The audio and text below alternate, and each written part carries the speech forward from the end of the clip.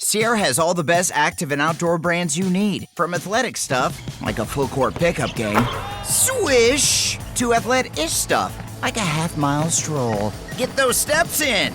And for morning hikes up the mountain trail, good pace. To nighttime ghost stories from the camping chair. What a twist. Whatever level of active, Sierra loves it all. Head to Sierra or Sierra.com for the brands you want at the prices that let you do it all. From athletic to athlete-ish, Sierra's got it. Pool days call for cookouts and lots of laundry.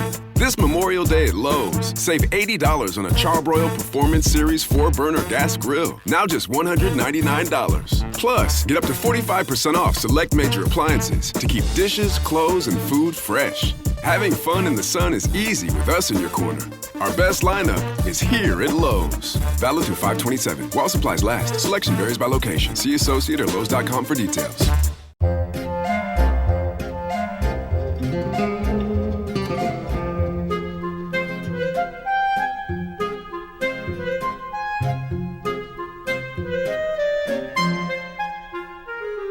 And welcome to another episode of Lexx Education. It's the comedy science podcast where once a month we distract ourselves from the horrors that are science by bathing in the Gloriana of Elizabethan England. You've got a funny face on, Ron. I'm a comedian. Gloriana really threw me off. Well, that's what they called her quite a lot, Gloriana. Whoa, something just went good beep on my computer. I don't know what it was. Good beep. Beep. It was actually more of a blurp. It really threw me off. You're really going to do this whole podcast with the sun in your eyes like that? Is that happening?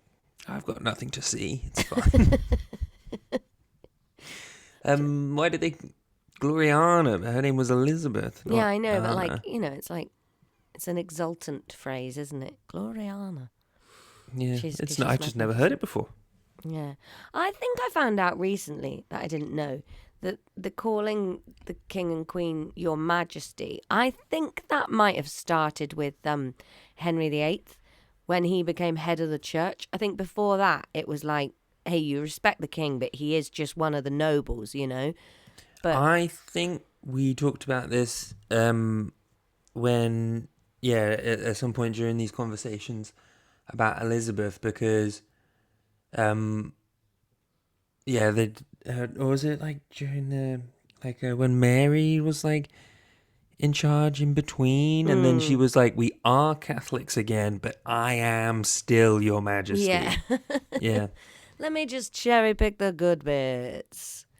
How you doing, Laura? It's 12 hours since we last recorded. Oh, I know. It's fun, isn't it? Playing catch up. I'm all right. I changed my bed sheets and had a pretty nice sleep. Me too. Although I don't think I said this yesterday. It was a lovely sunny day, and I was changing the bed sheets, and then the pillows looked a bit grim when I took the sheets, the things off them. So I was like, great day to wash the pillows, dry them out on the balcony. Yeah, lovely clean pillows. Started pissing it down, raining as soon as the pillows were wet. So I only had half pillows for bed. No. It was fine because Judith wasn't there, so I guess it was kind of normal, really. But I did have lovely clean sheets, which was nice. I do like clean sheets. It just smells so good and it feels nice, and your head's buried in a delightful thing. And I went to bed early, which means if I get to sleep before Tom goes to bed, it's just easier because you're not trying to sleep next to somebody else. And that was delightful, and I wore my eye mask and my headphones, so it's just a little sensory deprived. Is that not how you sleep every night? That's how I sleep every night. Well, the thing is, Ron, I don't know what's Block happened it all to me, out, don't let it in. I've stopped You've got to needing sleep. to listen to podcasts at all times. So Whoa. sometimes now I'm just falling asleep in silence like an adult. That's fucking mental. I know. What are you on about? When did this happen? Well, I stopped listening to audiobooks and podcasts so much in Australia, and I started listening to music. And then, because I didn't have to wear headphones at all in Oz, because I was just always sleeping alone, I sort of got used to having my phone loose. And now I'm home, I'm like, oh, the headphones feel weird again. I've lost my usage to them. Whoa. So sometimes I've just gone to sleep thinking. Wow. I know. Is this where your sort of downward spiral's coming from? Because Maybe. you're not letting the podcasts in I'm anymore. letting the thoughts in instead of random historical facts that I won't hold on to. Bloody hell. I know. It's not good. What are Little and Large up to? They're supposed to be having breakfast, but she's adjusted to me coming home by sort of, I think, making her own mind up that she doesn't really need parents if she's going to have the sort of parents that leave her alone for months at a time. And so she's just basically refusing to do everything. And she's a little bit easier with me, but she is ignoring most of what Tom says, which is frustrating. Mm. But she's 4. They all do that, don't they? Yeah. Yes, but she's so sweet though. She did wake up this morning and like, oh, okay. I don't think any chocolate for me today. I'm not sure I'm doing my best today. Just like, oh, you're so cute.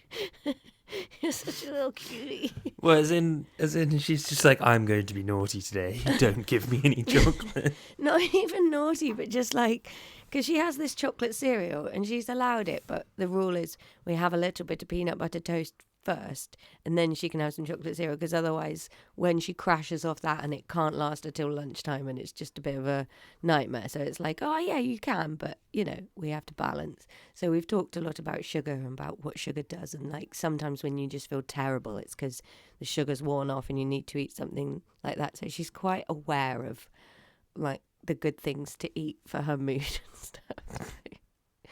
Oh, no chocolate. And then what did she say when she's getting dressed? Oh, these are my running trousers and I am planning to do running today. Oh, these are your running trousers, are they? I had no idea you had specific running trousers. That's very exciting. Right, Ron, we're looking at the Elizabethan world today. You'll be delighted to hear we're moving on a little bit from Lizzie herself. Oh, good. I'm sick of her private life and learning about it. Yeah, so we're now kind of on to the world as a whole. Oh, interesting. Which is exciting. The difficulty with it is, I mean, and I guess it's how you feel about the science, but it is so basic that there's just none of this is going to be a surprise to you, which is sad. So it is going to be more fun when we're on to A-level history, because I think that might go into Bloody some hell. facts that we're really interested in. When we're Will podcasts still be a thing? knocking when on we're the A-level door of history? being 50. Because the trouble is, it says things like, life in Elizabethan England varied significantly across social classes. And it's like, do you write that down? I guess at the time that you're meant to be learning this, you probably would have written that down. So then it's like, hey, guys, if you were poor, it was hard. If you were rich, it was easier. And if you were a noble, it meant you weren't necessarily rich, but it was easier because people just did what you said, because that's the way fucking humans work. It's stupid. So lots of agricultural labour, you know, a lot of, I think cities are fairly big, but obviously this is way pre-industrial revolution. So most people in the country are not. What is happening near you? Oh, it's near me. Ignore. There's a motorbike. At your house? Yeah, but it Yeah, I sounded was going like... to say, I don't think that's near me. Well, I can hear it through my mic, so it's confusing for me. Oh, yeah. I thought if it is me, it's much louder in the mic than it is in real life. I don't know what the mic is doing. My mic's really loud. I can really hear myself. Yeah, but then it doesn't come out that loud in the recording. Oh, Neither of ours do. They all sounded fine yesterday. I don't know. that's lovely. So yeah, they're doing a lot of agricultural Meg and I have labour. started playing Wheel of Fortune online. That sounds, what is Wheel of Fortune? I'm not sure I've ever watched that. It's kind of like Hangman for money, Oh, okay. but there's a lot of bobbish. How does the wheel come into it? You spin the wheel so you find out how much each letter is worth. And then there are prizes on the wheel, but you can also go bankrupt on the wheel. Wow. Yeah. That feels a lot like some sort of Stuart torture system. Say the It's right really- thing on the wheel. There are prizes in your future. It's pretty good. But we do need you you to join, because 3 people have to play Wheel of Fortune, so we're often joined by randos in our online games, which is weird. Yeah, that is weird. Yeah, hopefully I've got some time coming up where I can do that. Maybe when I get back from France. Yeah. That would Lots be of fun. loud noises. Brussels is just popping today. It's Have you a got Monday. the pillows back on the balcony now? No, it was raining when I got up, Oh, so they're just drying inside. yeah. Yeah. Drying I only washed the inside. top I'm pillows, though. drying inside. Right, their diets were poor on. They're mainly eating bread, pottage. Who doesn't love a bit of pottage? That's a soup or a stew, basically. I guess because you make I it have in the a kind pot. of insufferable hipster friends where I've been fed pottage before. I know what it is. Of course you have. Oh, that's very you. And they'd sometimes get meat, but meat's a real, like, bring me the prize turkey from the goose factory. You know, there's not a lot of meat around, Ron. No, don't know. What do you mean? The meat situation is that everyone's eating top shelf meat from the place where it comes from. No, What are you talking about? Meat would be very rare. You wouldn't just have meat in your Then why cupboard. would you be calling for the prize turkey? Because from I was being Scrooge. Right. It's very early in the morning. And every time we do one of these and I'm like, yeah, we can record at 8, probably 7:30, but let's see how it goes. Those are always the days Child of the Podcast decides not to wake up until 5 to 8. And then instead of getting up, getting her breakfast, getting her ready, and then coming up and recording, it's just a mad dash to get here to record. And so everything is woozy. So yeah, that's normal people. The normal people, they're eating seasonal food, you know, tough life. Oh, goodness. Bless you. Thank you. Then you've got 2 other classes above them. Could you tell me off the top of your head what the 2 classes above the peasantry are? Nobility and the gentry? Yes. So The nobility are going to be feasting on like wren's livers yeah, and things stuffed like that. into a goose's liver, stuffed into a horse's liver, stuffed into the guy you hate's liver. Yeah, stuffed into your liver. So yeah, they've got lots of luxury and privilege. They've got big estates and wealth, opulent lifestyles. They're patroning the arts and stuff like that, big feasts, and they're the political class, really. They're the barons and that sort of thing, and they're the ones that are stuffing up the drains at court. Then you've got the gentry. So this is a class below the nobility, and they're pretty comfortable, like very comfortable compared to the peasants. It's less extravagant, but it's, you know, more probably like how we're living now. They've got small estates. They're in local government, like mayors and They have things a like meal that. deal every now and again. Yeah, and they're having the wraps too on the meal deal. They're not having to go for the triple sandwich Whoa. To bulk, yeah. yeah. They're going for like hoisin duck, are they? Mabes, yeah. But their wraps are filled all the way through, not just stuffed at the top and then decreasing to a sad wrap only at the bottom. They're big into education, and they're the ones doing like strategic marriages to like boost their gentryness all Surely over the the shop. nobility are doing that too. Yeah, sure, but less for. I think the nobility. It's often More lateral moves, whereas the gentry, you're more shuffling the deck to try and get higher. yeah, and I guess occasionally you'd have the gentry like marrying into the nobility, where a nobility needs money and a gentry needs name. So you do have an interesting. Shag, marry, kill. The masses, the gentry, the nobility. Oh, shag the gentry, kill the nobility, marry the peasantry. They know how to do the work, man. I'd have shagged the peasantry, married the gentry, killed the nobility. Yeah, all right. Well, either way, the nobility are dead, and Yeah. that's the focus on it, isn't it? There is some interesting stuff about the nobility and the gentry, which I did some further research because I was just to sort of. So this isn't necessarily in the syllabus, but I thought it was interesting that because of the way, if you remember back to like how Henry VII came to the throne, so he defeated Richard III. In the Roses. Yeah, Yes. at the end of the Wars of the Roses. So he kills him at Bosworth. Yeah. The Wars of the Roses and the defeat of Richard III, that is the end of the big family, the Plantagenets, that we talked about quite a lot. Yep. And they are an enormous family. So they were incredibly fertile. Catholics. Yeah, I guess so. Everybody was Catholic, weren't they? Bloody hell.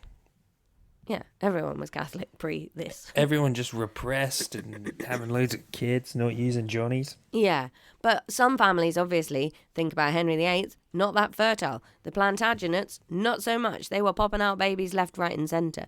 And so when the Tudors come to the throne, there's an awful lot of distrust to anybody that's Plantagenet. But actually, that's quite a lot of the nobility.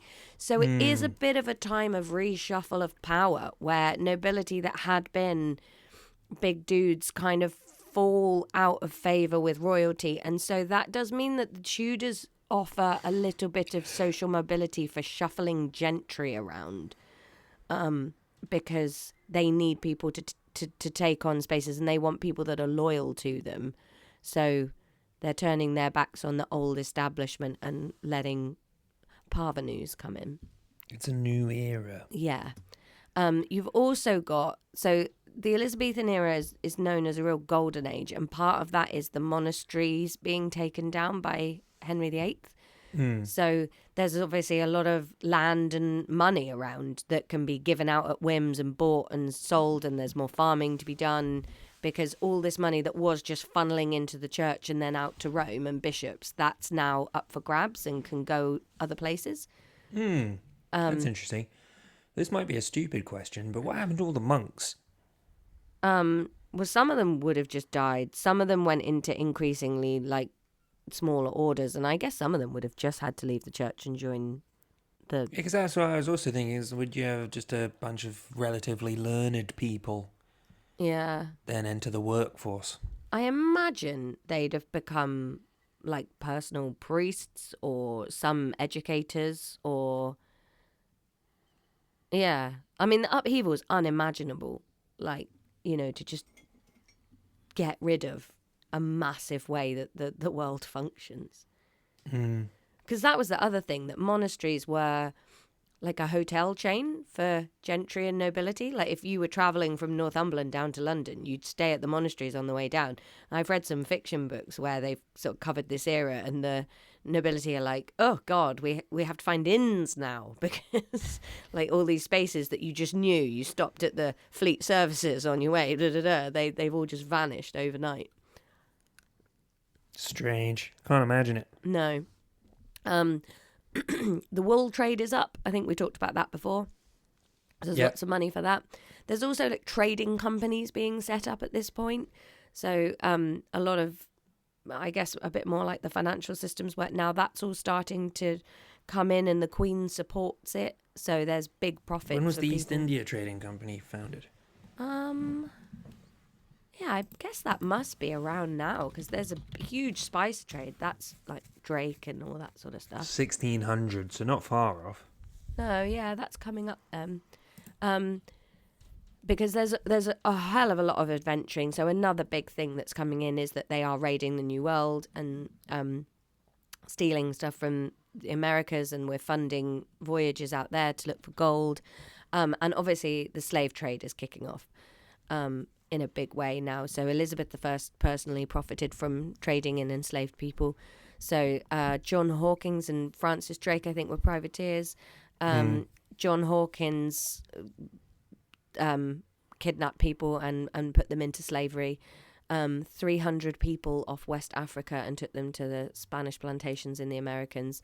And then, this is the start of that big triangular transatlantic slave trade. So those people were swapped for pearls and sugar, and the money all came back into Elizabeth. So she's beginning to really profit from kidnapping people and enslaving them. So, Sorry, yeah. we can't both sneeze at the same time. No, That's we've not both good. got the sneezes. It's miserable, isn't it? Especially when the sun's out. I feel like I shouldn't have a cold. I quite like this. You know, when you're like, oh, people are kind of the same. Like, you know, everybody's trying to make money, trying to eat, do, etc., etc. The Elizabethans had, or at the time, what you believed in was the great chain of being, which is kind of fun. So the structure of their world, 100% in their heads, was that there's a hierarchy of the world, and it's God at the top, angels just underneath God, then human beings, then animals, then plants. And that is absolutely how they believed the world ran in terms of status.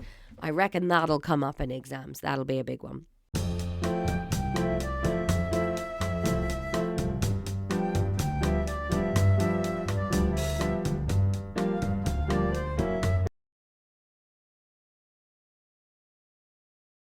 I'm back.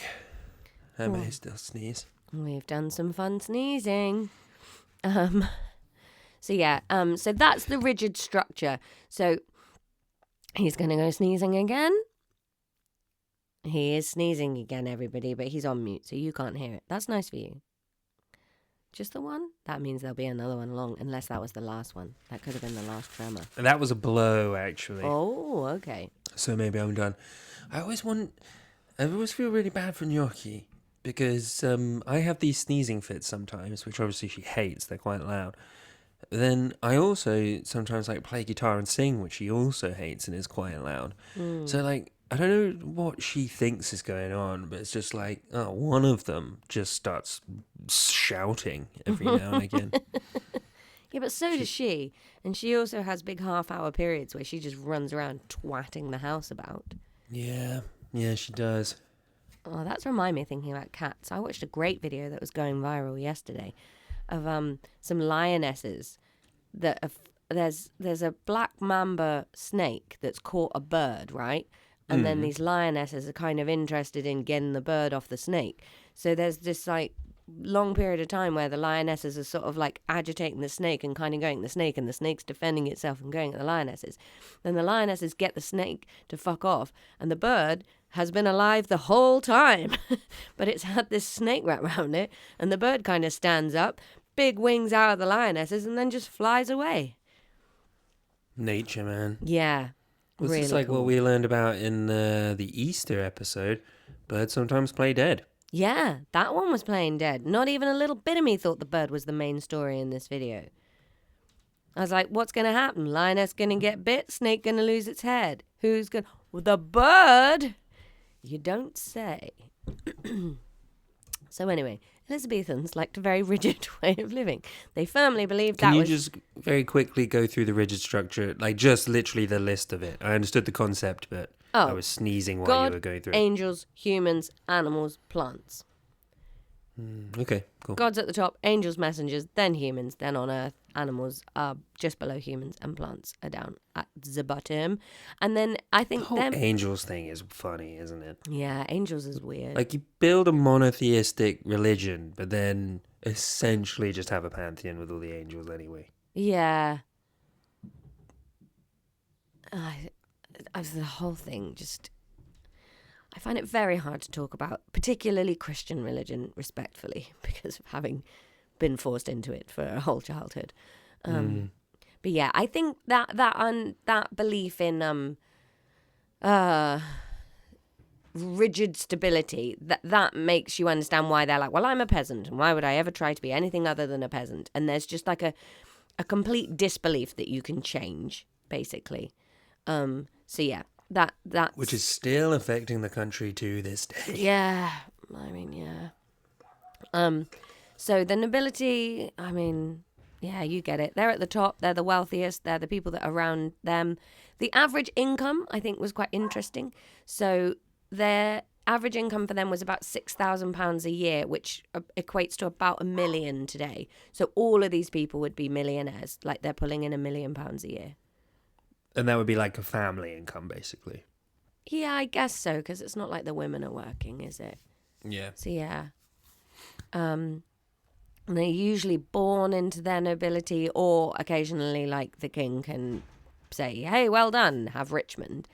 Yeah, they inherit, and they are responsible for collecting taxes. So that's pretty good. They were also, and this was a big deal, they were protected from torture. So if they did anything wrong, the punishment was always beheading. You'd never be hanged or tortured as a member of the nobility, and that was a big deal. That's interesting. I think when you learn about this stuff, you don't realize that it's actually like it feels more newer vibes based rather than Yeah. an actual like thing that would have certain protections and stuff. No, because I remember, well, in one of the fiction books that I've read about the end of Henry VIII's reign, there was a bit where there was a woman that was accused of going too far in preaching the new Bibles in the time of Catherine Parr's relationship, and they tortured her, and that was a huge deal because I think she was the daughter of the nobility or something, or at least the gentry, and that was just unheard of that you would do that, like torture a woman from the gentry. That didn't happen, and it was like he's lost his mind in doing that. So that's the headlines on the nobility. There's other stuff, but it's basically your common sense. What you'd assume of the nobility is true. There you go. Then you've got the gentry. So then sort of these are the landlords of the countryside. They've got tenants. Their income, what does that say here? So dependent on the size of their lands, but maybe up to about 2,000 a year. So some of these guys are up to £500,000 a year salaries. So it's pretty good. And they're growing in the Elizabethan period because there's all this like new ways of trading. There's all this new marketing that's just appearing. So it's huge. There's more land. There's more everything. And so they're getting pretty rich too. And some of them are getting richer than the nobility, but obviously they lack the social class. So they can be MPs and justices of the peace and stuff like that. And then it was like there were many powerful and influential members of the gentry in court and even in the Privy Council. So our friends Walsingham and William Cecil. William Smallhorse. Yeah, they were there. But then they listed a third dude in there, like we should know who he is, Christopher Hatton. So I trotted off to do some Christopher Hatton research because I'd not heard of this guy. And he's not super interesting, but it was quite funny in that they were like, oh, basically he was one of the Queen's favourites and one of her, like, get things done guys. But he came to her attention because he was pretty handsome and good at dancing. I was going to say that's a handsome guy's name. Yeah. So he was the master of the game at a masque one time for the ball. And she was like, who's this hottie? And then he was a good dancer at another ball, and so he got the nickname the Dancing Chancellor. The Dancer. Yeah, they aren't very good at doing portmanteaus. And then he starts coming to court, and he becomes a private gentleman of the Inns of Court. And he's in the Queen's favour. There are rumours, obviously, that she's fucking him because of course. Because she's the Taylor Swift of her era. And there has to be rumours about everyone. Yeah, and then he becomes like yeoman of the guard. He's a member of the Privy Chamber. He becomes a knight. I particularly liked, in June 1578, the Queen formally granted him the Bishop of Ely's house in Ely Place, Holborn, despite vigorous protests from the bishop. I quite enjoyed that. And then, yes. Vice Admiral of the coast of Dorset. Well, it's a lovely coast.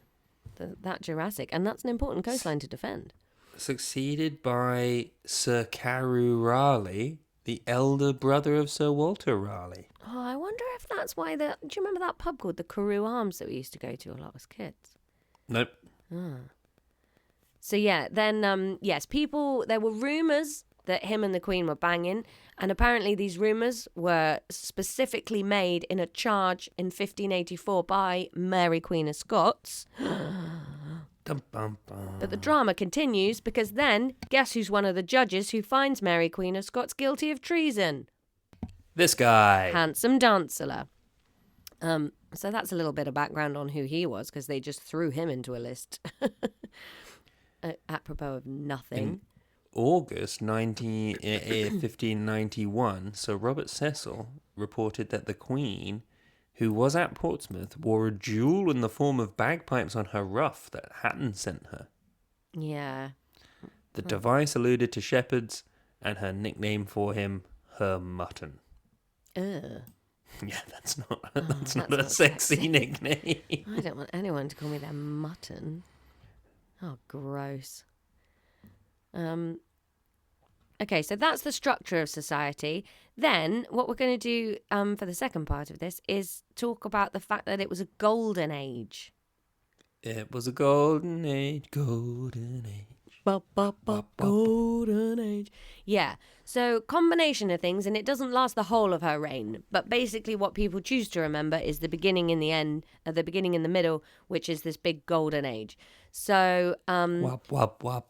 I think it's a golden age for the whole of Europe. So you've got the Renaissance going on. Oh, barely counts as a golden age then. Well, we're keeping up, considering we're a tiny island and we're separate from Europe. You know. Yeah. We're not sitting in the middle having everybody traipsing through us while they go trading between Paris and Venice. We're off on a miserable little island and we're still keeping up with the game. Yeah. We're cutting down all the trees and we're making large boats out of them. We sure are. And then we're taking those boats to other people's countries and nicking their stuff, and indeed sometimes them, and then we're profiting off it massively. I had a friend at university whose younger sister was called Mary, after the Mary Rose. The one that sank Yeah. on the first time they tried to sail it, Yeah. just off Portsmouth. Yeah. Because it was a big fat ship full of cannons. Wow. Yeah. That's asking for them to fail really early in life, isn't it? It's an odd thing. That person should never go Here's to my daughter Southampton. Challenger too. Yeah. That is a great joke if I got the name of it right. Is it Challenger 2? No, that's a type of tank. Oh. Was your edit? Just record the right one into the mic and say it. Maybe I will. Maybe I will. So yeah, it's fun. There's lots of new science and new ideas and things like that are popping up. And you've got economic prosperity, which means people can patron things. And because I never truly understand why, but because she's on the throne for a long time, that makes people feel confident, because there's just no change and nobody likes change. Yeah, but as you said before, the period of change, it was the Challenger 3. No, it wasn't. That's also a tank. Yeah, but because of the period of change that they'd had before, and like Henry was on the throne for a relatively short amount of time, wasn't he? Wasn't it like 15 no, Henry years or was something? like 40 odd years, but then there was 40 years. bits of bibble in between, because obviously you had Edward and Mary, and then Yeah, gonna be so Jane? like the cultural memory of the War of the Roses is still going to be around. Yeah, it's within a couple of generations, I guess. Yeah, so we've got a golden age. So then they they supplied us just with a list of why things were improving. I tried to have a good look. So basically, you've got art is having a golden age. You've got some great artists coming in. And the reason for that is obviously that the nobility and the gentry have got more money, so they can commission more artists. And then artists have more work. They've got time to be more interesting. And, you know, everybody's trying to show off. Architecture's big. People have got more land now. Lots of people have come into land that they weren't expecting to come into, and because they've got more money, they can be more interesting with architecture. I think we talked before about Hardwick Hall, the one that had lots of glass windows. Hardwick Hall, more More greenhouse than wall. Yeah, something like that. More glass Yeah. than wall. So that kind of architecture to show off, that's a big deal. People are using their houses and there's new layouts appearing. I think there's also been a boom in chimney technology, which means you can have fires in every room now. You're not just huddling in the Great Hall to keep warm and then scuttling off to a cold cupboard and hiding Funny. under bed covers. So there's luxury coming in architecture and art. Leading to then the need for so many sweeps later in history. And then the peasantry are having a little boom, you know? Yeah. Everything's booming. Exploration, obviously, like I said, they're ravaging other countries and bringing back riches, so that's creating trade and stuff like that. Education's huge, and because you've got this increased gentry and you've got more and more people in that class, they're very interested in education. Theatre This is where you end up with people like Bill Shakes. Yes, theatre's huge in this period. So pre-Elizabeth, there weren't theatres. They just didn't exist. If people were acting and stuff like that, they were travelling players. They'd go to a great house and they'd perform for the nobility in the great house. This is the invention of theatres now. Wow. So, yeah, from the 1560s, you start having enough money and people patronising theatres enough that they can build. So you got the Red Lion in 1567, the Theatre 76, the Curtain, the Rose, the Swan, and then the Globe in 1599, just ready for the 17th century. So then you've got spaces for writers. So this is when you start to get these big names like Marlowe and Kidd, Dekker and Shakespeare, and they've got a space to be prolific into and to do these. So yeah, Yep, I've seen Hamnet. yeah, you've got Shaky P, he's there. And then you've got a range of ticket options. So this isn't suddenly just reserved for the nobility within their mansions behind their walls with guards. You have got like cheaper tickets. So you've got more and more people being exposed to the arts and being exposed to ideas and meeting places. And meeting places can never be underestimated as a catalyst for social change and social development, because you've suddenly got a place where you can safely exchange ideas. And that's always fascinating. Like coffee houses and pubs and theatres, they are huge, like fuel on fire of social change. But there's a bit of pushback from it, obviously. So you've got Puritans are sort of like, oh no, what are you doing? Stop doing that. That's not good. And then you've got more crime building up because you've got people who are distracted and packed into spaces. And there's also the very real fear that you could spread diseases by packing people into places like theatres, which is not wrong. So that's theatres. That's all quite cool, I think. Then science, obviously, there's, I think I read, where did I read? That this is the era where they worked out how blood travelled through the body. I think circulation was experimented on at this point. And then there was also experimentations with electricity and how electricity could affect the body and muscles and things like that in this period. Well, I mean, we're only like 40 years off Isaac Newton being born. Yeah, here we go. So William Harvey discovered that the blood circulated around the body, and the Queen's doctors experimenting with electricity. So they're starting to look for explanations that are not magic or the four humours or religion, stuff like that. Yeah. And you've got humanist scholars stressing the power of the mind. And I think all of this basically comes from stability, and money means people have time to fuck about and try things out. Like, if you're desperately trying to make ends meet in your little apothecary shop, you haven't got time to electrocute a dead frog. But if you're making good money and your nephew's down there running the shop, you can be upstairs trying out all these batshit ideas you've had. And then every now and again they work. So yeah, those are the areas. And then yes, so her reign is long, 45 years, that's stability. Military success too, with the defeat of the Spanish Armada, which they put down to Elizabeth, but let's face it, it was 99% the weather, wasn't it? But either way, this big looming bad guy, I guess it would be like if they suddenly developed some sort of climate change situation that they just went, hey, we just bought ourselves another 300 years, there'd be a huge feeling of relief and easing, I guess, for people. Still fingers crossed for that, to be honest. It would be great, wouldn't it? Wouldn't it be great? You got to assume it's going to happen at some point. Yeah, let's hope. So there you go, Ron. That's the golden age. The what? Golden age. It's cool. It's an exciting time. I mean, obviously, like, it's easy to romanticize and forget about all of the horrificness, but it would have felt like the world was boundless and there was riches everywhere, you know?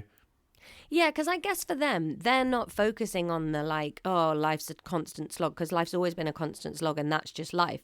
So it must have been like, you know, growing up in the 90s. I mean, you slightly missed it, but it was just like, hey, everything's groovy, baby. Yeah. And then pre-2008 life, you were just like, hey, we go on holidays and we don't really think about it. And, you know, life's pretty nice. Yeah. Not anymore. No. Now we've had 20 years of, oh, fuck. Why are my savings not growing at all? I feel like I'm constantly working.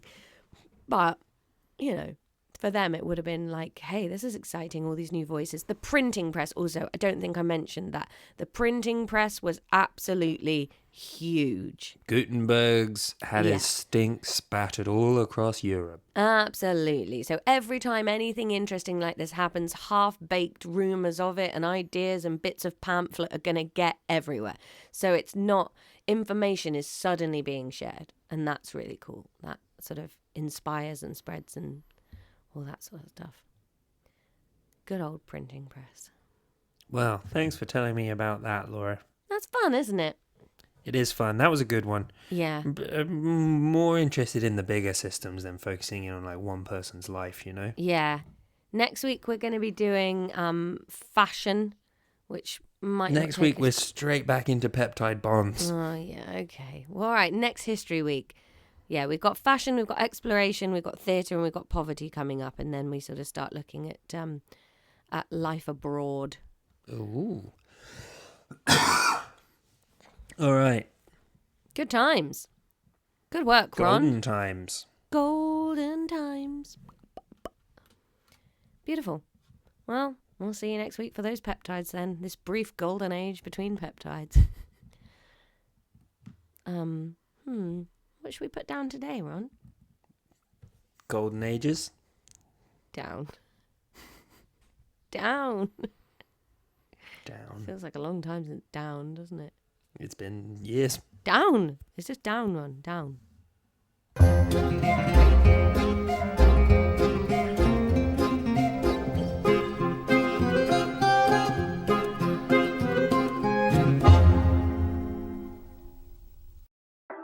Did you know if your windows are bare, indoor temperatures can go up 20 degrees? Get ahead of summer with custom window treatments like solar roller shades from Blinds.com and save up to 45% off during the Memorial Day Early Access Sale. Whether you want to DIY it or have a pro handle everything, we've got you. Free samples, real design experts, and zero pressure. Just help when you need it. Shop up to 45% off site-wide right now during the Early Access Memorial Day Sale at Blinds.com. Rules and restrictions apply.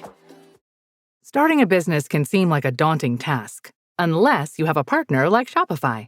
They have the tools you need to start and grow your business. From designing a website to marketing to selling and beyond, Shopify can help with everything you need. There's a reason millions of companies like Mattel, Heinz, and Allbirds continue to trust and use them. With Shopify on your side, turn your big business idea into... Sign up for your $1 per month trial at shopify.com/special offer. Ryan Reynolds here from Mint Mobile with a message for everyone paying big wireless way too much. Please, for the love of everything good in this world, stop. With Mint, you can get premium wireless for just $15 a month. Of course, if you enjoy overpaying, no judgments, but that's weird. Okay, one judgment. Anyway, give it a try at mintmobile.com/switch. Upfront payment of $45 for 3-month plan, equivalent to $15 per month required. Intro rate first 3 months only, then full price plan options available. Taxes and fees extra. See full terms at mintmobile.com.